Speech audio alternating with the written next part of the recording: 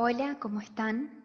Hoy vamos a trabajar, vamos a aprender juntos sobre un componente muy importante a la hora de planificar una secuencia didáctica, que es el diseño de actividades. Este diseño de actividades es muy importante, es un componente decisivo porque en cada una de ellas se va a visualizar los verdaderos propósitos y objetivos de la enseñanza. A veces podemos observar que existe una brecha entre propósitos y objetivos que nos hablan del desarrollo de capacidades y competencias digitales, pero cuando miramos las actividades en una secuencia, de repente nos encontramos con una serie de tareas que únicamente apunta o busca que el alumno reproduzca contenido.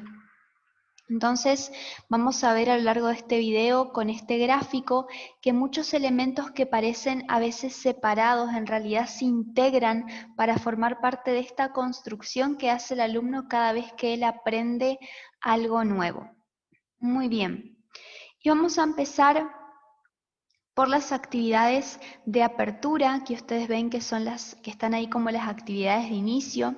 Y antes me gustaría decirles que veamos este video pensando que cada una de las actividades que nosotros brindamos a los estudiantes le envían un mensaje. Y este mensaje puede ser animate a desarrollar capacidades y competencias digitales, o bien puede ser, bueno, completa 2, 3 renglones y por favor rápido terminemos con esto. Muy bien, entonces estas actividades de inicio, estas actividades de apertura, son aquellas que se encuentran al inicio de la secuencia didáctica, pero no al inicio de una clase, no son actividades para introducir al estudiante en una clase, no son disparadores, sino que son una serie de actividades que se dan en un determinado lapso de tiempo, donde poco a poco el estudiante va tomando cada vez mayor contacto con esta información nueva, pero también tenemos en cuenta toda la información y todo el conocimiento que él trae. ¿Por qué es importante saber que y entender que estas actividades no se van a dar únicamente en una clase? Porque la idea es que trasciendan la clase y que el estudiante pueda hacer actividades fuera y sobre todo buscar información. En los entornos digitales nosotros tenemos una excelente oportunidad para esto porque de diferentes formatos y en diferentes maneras y plataformas, el estudiante puede buscar información y luego compartirla con sus compañeros a partir de diálogos, a partir de intercambio, de juegos de preguntas y respuestas, del trabajo en grupo, con dados, con ruletas, etc. Recordemos que no hace mucho tiempo nosotros aprendimos sobre la necesidad de intervenir en dos espacios en la enseñanza con las tecnologías de la información y la comunicación. Un espacio hablábamos que era el del aula, donde la docente guía al estudiante en la investigación. Después teníamos el espacio de la sala de informática, donde docente y profesor trabajaban juntos con el profesor de informática. Y la casa, el hogar, que era este tiempo donde también tenían que fomentarse las tareas que impliquen navegar y estar inmersos en los entornos digitales. Ustedes me podrían decir, Flor, ahora no contamos con esos tres espacios, y es cierto, pero tenemos que pensar que el estudiante por un momento está en la clase virtual, por un momento está haciendo tareas y por otro momento se está recreando. Entonces, por ejemplo, para no pensar en la investigación como algo muy elevado para alumnos de sexto o séptimo grado, pensemos que un niño de primer grado puede mirar por la ventana lo que observa a su alrededor, ¿sí? Llevar adelante una observación y describir lo que ve, lo que observa a partir de un audio que comparte con su maestra, como una actividad de apertura para introducirse en un determinado contenido. Entonces, la maestra podrá escuchar estos audios, que ella puede incluso exponer el tiempo máximo y retomar estos audios y socializar y compartir de diferentes maneras en la clase virtual.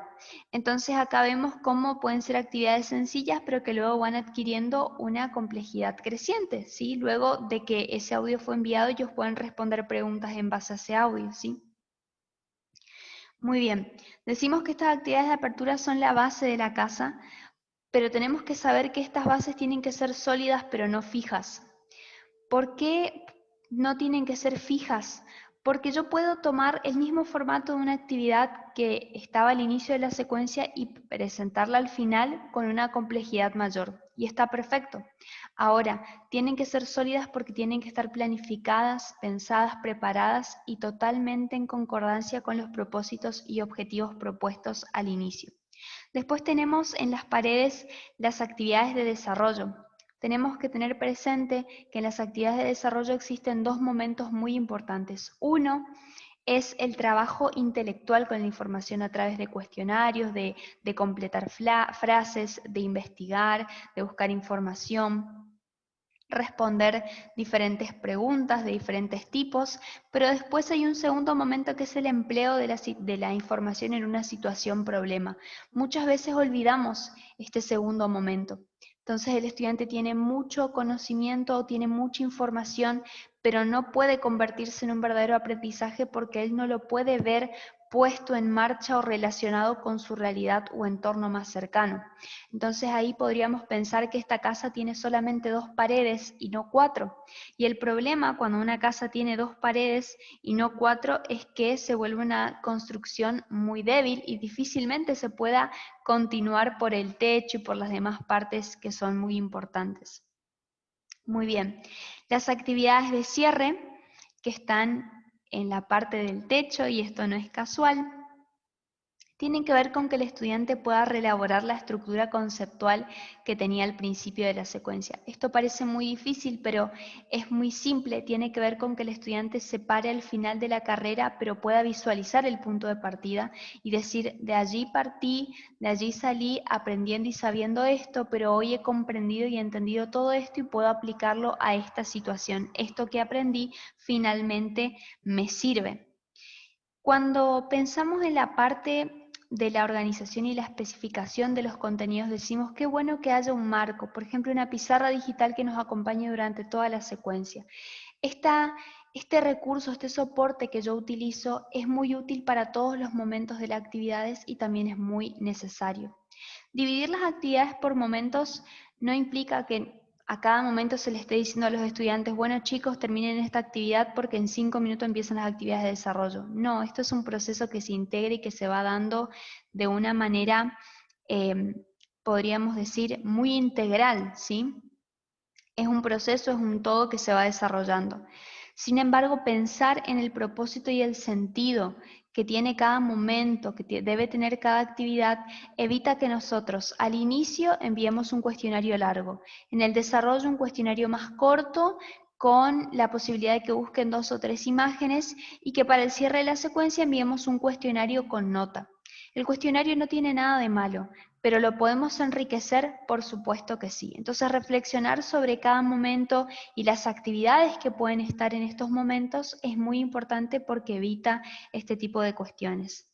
La ventana hace referencia a la interacción. ¿Por qué? En casa abrimos la ventana para ver el sol, para que corra el aire, abrimos la ventana para ver un panorama diferente. Y la interacción entre los estudiantes o del estudiante con la docente genera esto, ¿sí? Que ellos no queden encerrados en su propia construcción, sino que puedan compartirla con otros, ayudar a sus compañeros, poner a prueba su construcción, ir colaborando uno con otros para mejorar esto. Después la puerta representa la retroalimentación, porque la puerta no solamente abrimos para salir de casa, sino también para dejar ingresar a alguien que nos visita.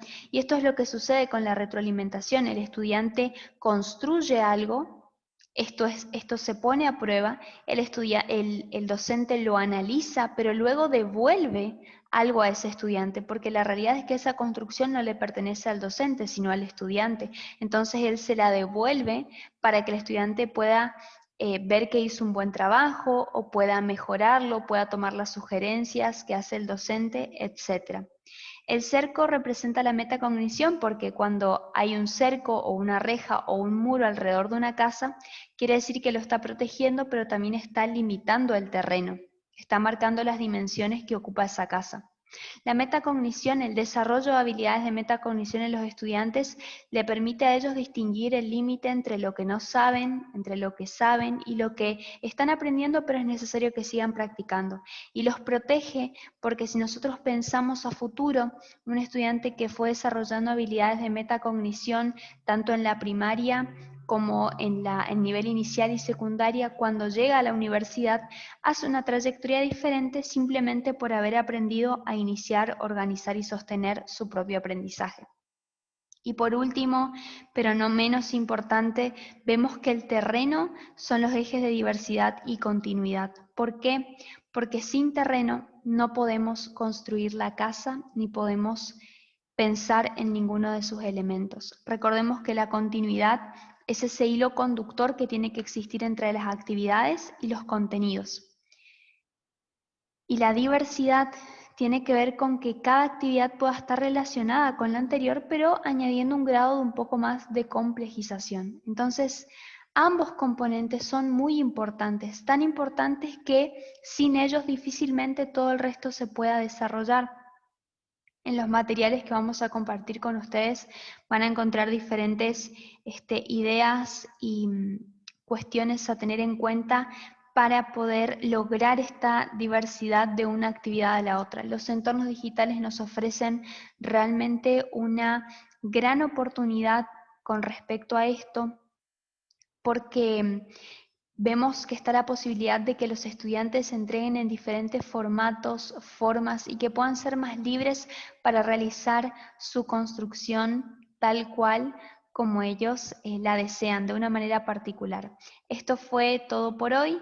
Muchísimas gracias. Nos vemos pronto.